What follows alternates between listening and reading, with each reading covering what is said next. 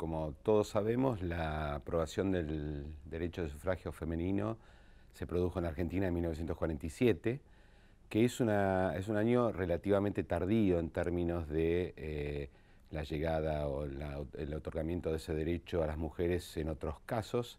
Se parece bastante al francés, que por cierto también es de la inmediata posguerra, año 46 también.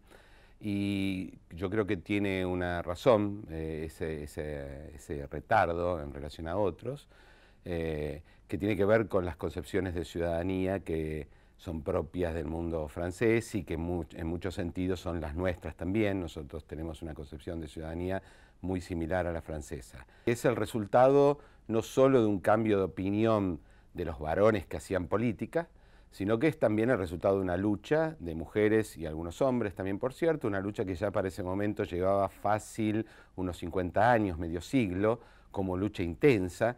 De hecho, hay una serie de hitos en esos conflictos.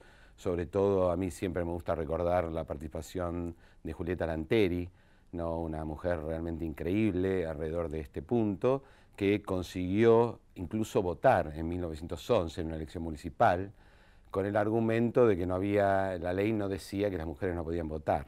En la década del 20 presentó un partido feminista que sacó unos cuantos votos, por supuesto nunca alcanzó una banca. Hubiera sido muy divertido que la alcanzara para ver qué hacían los jueces frente a esa situación, pero no fue el caso. El sufragio femenino fue discutido y aprobado por el Senado en el año 46, a fines del año 46, sin demasiado publicidad. Pasó sin demasiada importancia a la opinión pública, pero a partir del mes de entre enero y febrero, cuando Evita se empieza a hacer cargo del tema, con ya la media sanción aprobada, el tema se vuelve central en el espacio público. Efectivamente hay una presión muy grande liderada por ella y que termina con la aprobación, que es una aprobación prácticamente unánime, o sea, nadie se opuso en la Cámara de Diputados. Simplemente hubo una oposición a que fuera obligatorio por parte de un legislador conservador, que por cierto hay que recordar de todos modos que se oponía al sufragio obligatorio en general, no solo de las mujeres, sino de todos. De allí en más, la presencia de las mujeres es constante en las elecciones, con una modalidad que era muy propia de esa época, que es la modalidad de las mesas separadas, es decir, padrones y mesas no estaban juntos, pero aún así la participación electoral de allí en más es constante, hasta llegar a nuestra época en las cuales ya ni siquiera hay una separación de mesas y, por supuesto, hay un padrón único y mesas únicas para varones y mujeres. La Argentina se parece mucho a Francia en este punto, en la llegada tardía.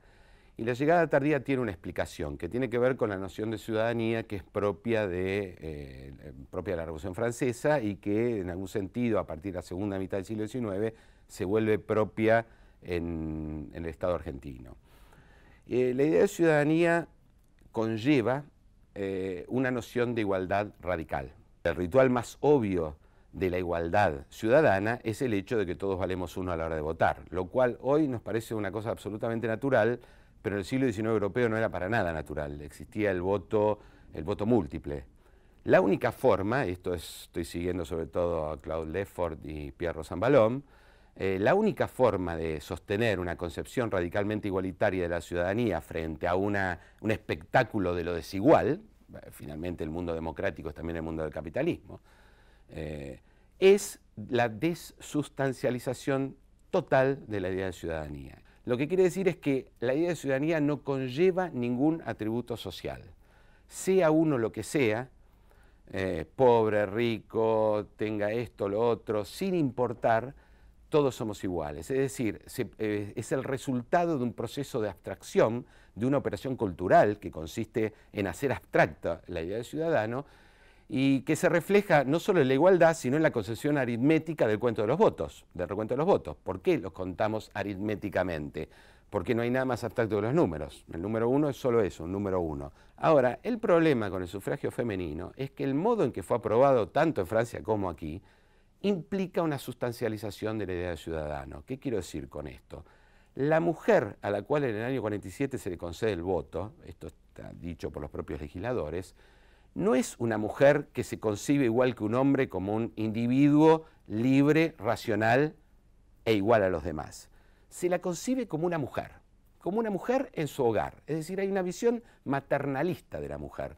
Empieza a concebirse la sociedad en términos no de individuos racionales abstractos, sino en términos de sustancialización. Esa idea es, según Joan Scott, que es una estudiosa del feminismo francés, es una idea que no solo es un problema de la concepción de ciudadanía moderna, que es un problema, porque es claramente un problema, porque hay una tensión entre una noción abstracta, radical, igualitaria, pero a la vez abstracta de los seres humanos y el hecho de que los seres humanos no somos eso, el hecho de que los seres humanos somos individuos sociales y nos definimos muchas veces en términos sociales. Esa tensión es una tensión irresoluble, no hay ninguna posibilidad de que eso sea resuelto, es una tensión propia de esta manera de entender la democracia. El problema es que el peronismo introduce esa tensión en el fenómeno electoral. Y es ahí donde yo veo un problema. No sé si los cambios actuales, que no tienen que ver con el sufragio, sino con la representación, es decir, con el hecho de cuántas mujeres tiene que haber en los diferentes órganos legislativos y eventualmente ejecutivos, vayan a generar un cambio en la concepción de ciudadanía. Pero yo creo que la resolución de la tensión de la democracia a la francesa en los términos de la sustancialización de la representación tiene un problema. ¿Y cuál es ese problema?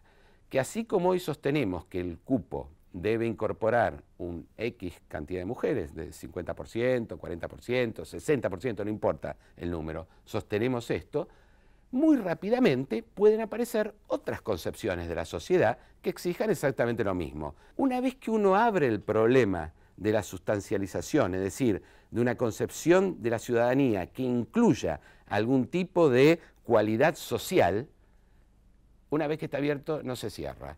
Y el no se cierra, ¿qué quiere decir? Que cualquier clase de reclamo puede finalmente culminar con un cambio ciudadano de ese tipo.